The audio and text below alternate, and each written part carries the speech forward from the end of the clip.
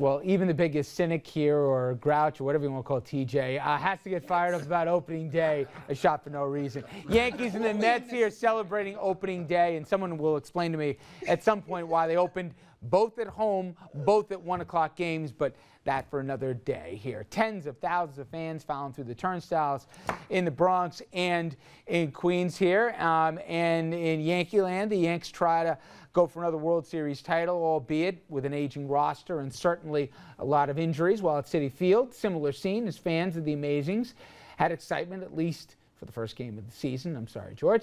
And they've got a team here at least more interesting than maybe years past. A lot of youth coming up. Let's go to Jennifer Williams right now and Andrew Whitman joining us out of Queens and Bronx respectively. And we start with Jennifer, who's live now out of the Bronx here. And it was not a good day for the Yankees, was it, Jennifer? Right, absolutely not. Little bit of a gray day. You were just talking about attendance. Today was the greatest amount of fans at opening day here at the new stadium, and they couldn't pull off the W. Now, I heard, but they did get one small victory. Kevin Youkilis's performance today. I heard one Yankee fan say to another, man, it's going to take a while to get used to seeing Youkilis in pinstripes. Even when he was being announced onto the field, you could hear choruses of Uke, a Fenway staple, being echoed throughout Yankee Stadium. Here's Joe Girardi talking about Uke's versatility and his passion to play in the pinstripes. I think he just wants to play. And you know, as we get going, he'll have, you know, he'll know exactly what he's going to do. And, you know, when I choose to maybe DH him a day or give him a day off, I mean, I'll keep him well informed.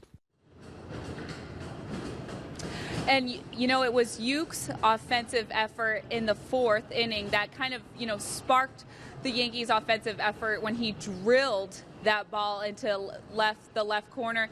Now, you know, it's just going to be a hard thing for Yankees fans to get used to seeing this guy here. And they'll head up to Fenway July 19th. So we'll see how he plays for the Yankees until then.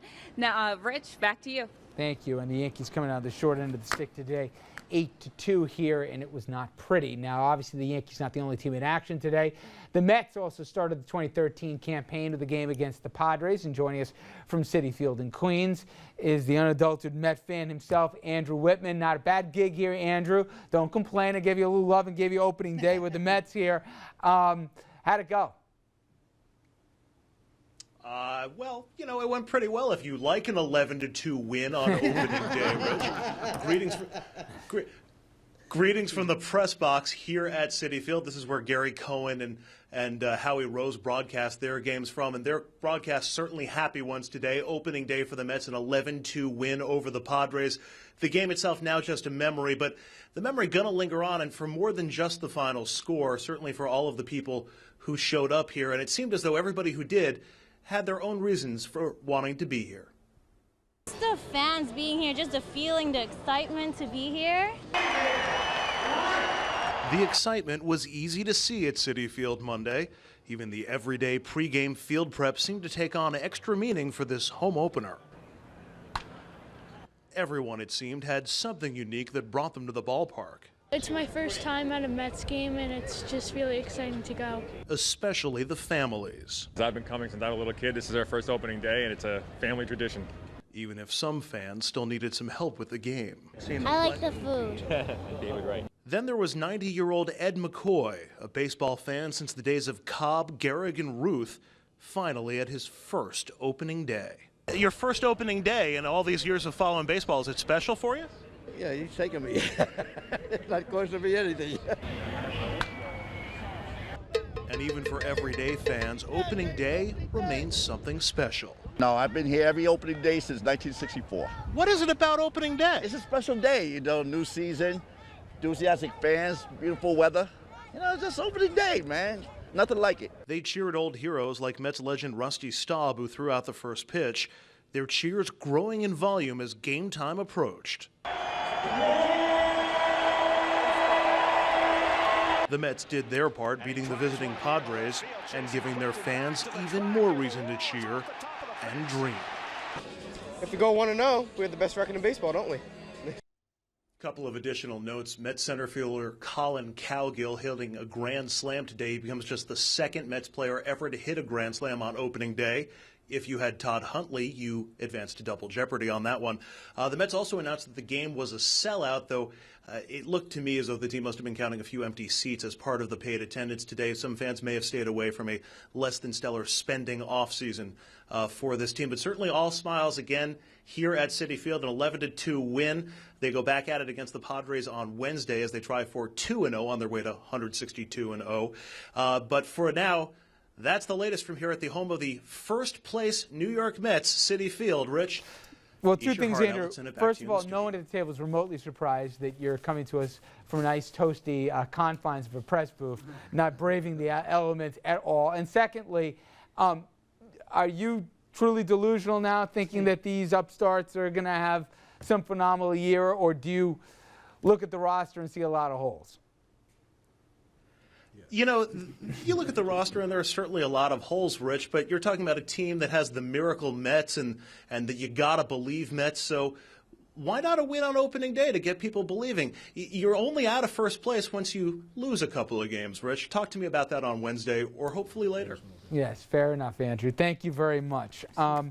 Usually I say miserable Met fans, but after today, do you like the direction they're going? I'll end where I ended the last spot. Faith. But they at least are going with the kids, right? Yeah, They're the not bottom doing the line is retread. they have some promising young kids. They're a long way away from competing for the pennant, but at least we're not going to watch players who are at the end of their careers getting a paycheck and just mailing it in. So I'm hopeful. But, you know, we as Met fans live in a city where across town every year the Yankees tool to win the championship. So we're constantly compared against a team that's constantly there. If we were in Cincinnati or some of those other cities where there's one team and everybody loves their team, we'd You'd be the bad team there, too. Yeah. So, hey, you Who's know. 1-0, buddy? Hey, you are. Undefeated. Scoreboard, absolutely. I do think people are piling on a little bit on the team of the Bronx, and I think they're. Yeah, they come up in If you have that pedigree, it's got to be worth at least 3 to 5 games if you know what you're doing. Of course, And yeah. Yeah. How about you, Mr. Fantasy Baseball? Well, I'm a Red Sox fan, so this was one of the best opening days that I've had in a long time. Yeah, you know what? This is when Lucy Liu comes across the table exactly. and Kill Bill. I'm loving today, let me tell you. But You're a bad man. No, but I think it's the first time I can remember, how about you, where any of the AL East teams, Yankees and Red Sox included, could either win or come in last. Yeah. I know, it's wild. I mean, you got to maybe give the edge to Tampa Bay because of their pitching, and they've just been an incredible pitching team over the last few years, and that's what gets you wins ultimately later in the season. But I do know this, everybody's going to win 60, everybody's going to lose 60. Yeah. That's my bold prediction for the year. Right. Deep thoughts from Evan. Dominic, you had a lot to add this segment. Thank you. You're I'm waiting. I like the side. Go Knicks. Go Knicks. There we go. Carmelo. Hey, Carmelo. longest winning streak in the NBA But see, wait. now. Let's go against the stereotype. The brother likes basketball. So Where'd you let's go there? I didn't go there. Let's go against the stereotype. Go Yankees. Go Yankees. There you go. There you go. Thank you very much. And Mets. Yes, please. Now we know who's running for some office here. All right. A front runner after one game. My wife from England How knows do you, more by the about way, baseball how do you than navigate Dominic. that? Do you calculate like how many of your base you're going to tweak here if you pick a team? Look, my dad. But don't give me some political answer. How do you do it? Yeah. My dad was from Brooklyn, so National League fan. I know I'm in Yankee country. Yeah. You know, I got to be part of some minority group. Yeah. I mean, I'm a white male, 58 years old, straight right-hander. I got to be minority. He's vulnerable. My dad and grandfather from Queens both always called the Mets the Dodgers. Really? Wow. Yeah. That's Were they And just my confused, grandfather, or- I don't Wow. think even realized Really? that it had changed. He refused, I think, and he blocked it out Go after Knicks. what happened. Go Knicks. Thank you, Dominic. Carmelo. Again, staying on track. All right, we're going to take a quick break. But when we come back, though, we're going to try and figure out, and I hate this. I'm telling you up front, I hate already looking to 2016, but Hillary Clinton's making us do it because she's already telegraphing, some would argue, her first move, others saying keeping the options open. But I can't remember another case here where this far out, a candidate could literally clear the field here. We're going to talk about that when we come back.